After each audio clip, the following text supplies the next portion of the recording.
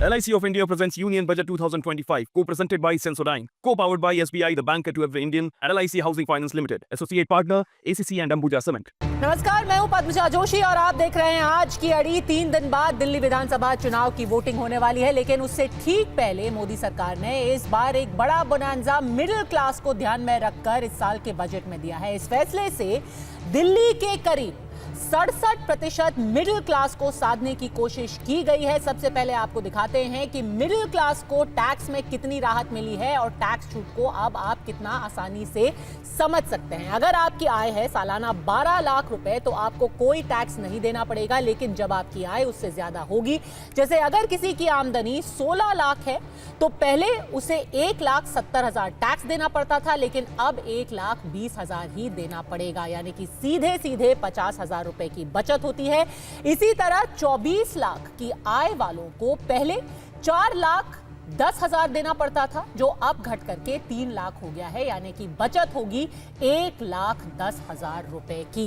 यानी कि बजट से कई उम्मीदें रहती हैं, क्या महंगा होगा, क्या सस्ता होगा, लेकिन हर बार एक तरीके से मिडिल क्लास निराश रह जाता था। उनको लगता है कि हमारे लिए कुछ क्यों नहीं किया जा रहा है। इस बार सीधे जेब में पैसा पहुंच रहा है। 12 लाख सालाना आय में आपको सीधे सीधे बचत मिल रही है, क्योंकि आपको टैक्स नहीं देना पड़ेगा। ये तो इनकम टैक्स के फायदे हो गए, लेकिन और भी कुछ ऐसे फायदे हैं जो मिडिल क्लास को मिलने जा रहे हैं। वरिष्ठ नागरिकों के बैंक में जमा रुपए पर टैक्स की लिमिट अब 50,000 से बढ़ाकर 1 लाख रुपए कर दी गई है। विदेश से आने वाले पैसों यानी कि फॉरेन रेमिटेंसेस में भी टैक्स की छूट बढ़ी है।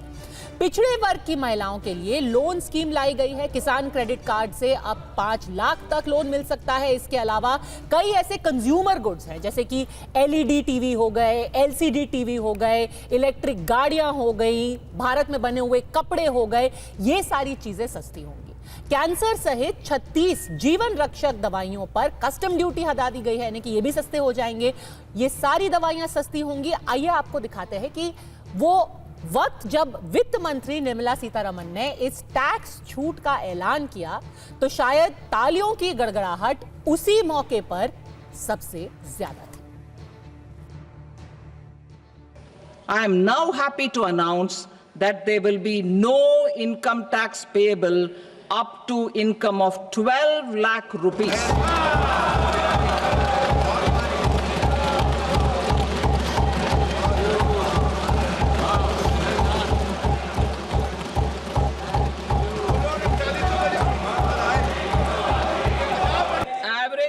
Of 1 lakh per month, other than the special rate income such as capital gains under the new regime.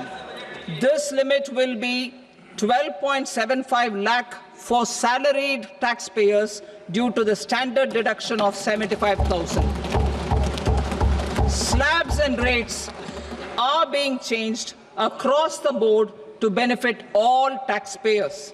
The new structure will substantially reduce the taxes of the middle class and leave more money in their hands, boosting household consumption, savings and investment. In the new tax regime, I propose to revise tax rate structures as follows: 0 to 4 lakh rupees nil, 4.8 lakh rupees to 4 to 8 lakh rupees 5%, 8 to 12 lakh rupees 10%, 12 to 16 lakh rupees 15%, 16 to 20 lakh rupees 20%, 20 to 24 lakh rupees 25%, and above 24 lakh rupees 30%. साथियों, अब इस budget में 12 लाख रुपए तक की आय को tax से मुक्त कर दिया गया है। सभी आय वर्ग के लोगों के लिए टैक्स में भी कमी की गई है। इसका बहुत बड़ा फायदा हमारे मिडिल क्लास को, नौकरी पेशे करने वाले,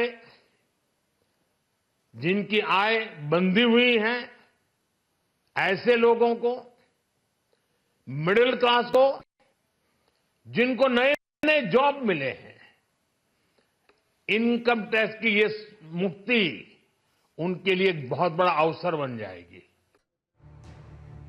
तो सरकार का कहना है ये सिर्फ इनकम टैक्स की बचत का ही मामला नहीं है, इससे इकोनॉमी में आने वाला पैसा भी बढ़ेगा, यानी कि जितना पैसा आपकी जेब में होगा उतना ही पैसा आप खर्च कर पाएंगे और इससे अर्थव्यवस्था भी ज्यादा सुदृढ़ होगी। बीजेपी इस बजट को विकसित भारत का मिशन पूरा करने वाला बजट बता रही है, लेकिन विपक्ष बजट से जाहिर सी बात है संतुष्ट नहीं है। आम आदमी पार्टी जिसने सबसे पहले मांग उठाई थी, आपको याद होगा कि पिछले ही हफ्ते उन्होंने मिडिल क्लास मैनिफेस्टो, ये चुनाव बेहद अहम है आम आदमी पार्टी के लिए भी और उनको भी पता है कि मिडिल क्लास उन्हें साधने की जरूरत है। इन्होंने बाकायदा मिडिल क्लास मैनिफेस्टो जारी किया था।